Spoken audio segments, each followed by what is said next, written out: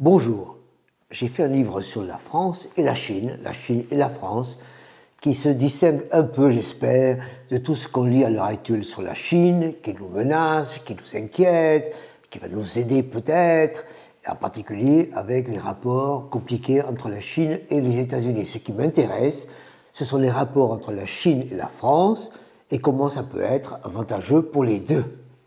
En effet, qu'est-ce qui se passe en Chine ?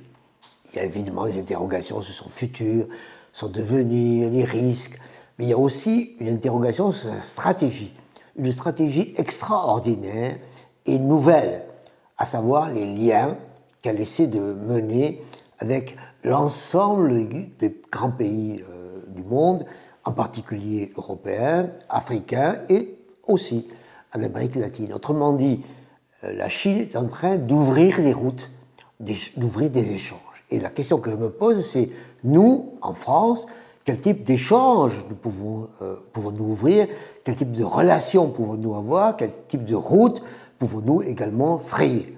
Et donc il s'agit, par rapport à la logique, à la stratégie de Chine, qui est une stratégie de route, de voie d'échange, quel type de voie nous-mêmes nous pouvons avoir, nous pouvons offrir, et d'une certaine manière, comment essayer d'avoir un système avantageux des deux côtés.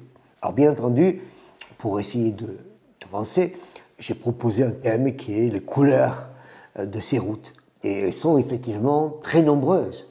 Il y a le bleu de la mer, c'est-à-dire à la fois l'espace extraordinaire des territoires que possède la France. Il y a également le sous la mer, à savoir les richesses qu'il y a. Il y a donc les voies et aussi les richesses. Il y a également la langue, il y a également la santé, il y a également les soins. Autrement dit, il y a toute une série de couleurs, bleu pour la mer, vert pour l'agriculture, blanc pour la santé et les blouses blanches, il y a gris pour la façon de traiter l'âge et le vieillissement. Il y a également toutes les politiques pour gérer aujourd'hui en France les savoirs que nous avons pour gérer l'épargne. Il y a toute une série d'éléments pour lesquels nous pouvons être complémentaires. Je n'ai pas dit évidemment que la France pouvait tout aider, tout résoudre. Et évidemment, il n'en est pas question. Il s'agit de voir quels sont les éléments qui sont mutuellement avantageux des deux côtés. Et il y en a énormément.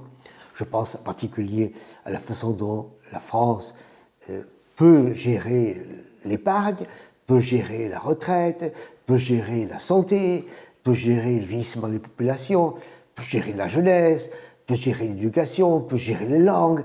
Et nous avons évidemment la possibilité d'avoir d'énormes échanges qui seront mutuellement avantageux. Et bien entendu, j'espère que la Chine trouverait ça bon pour elle.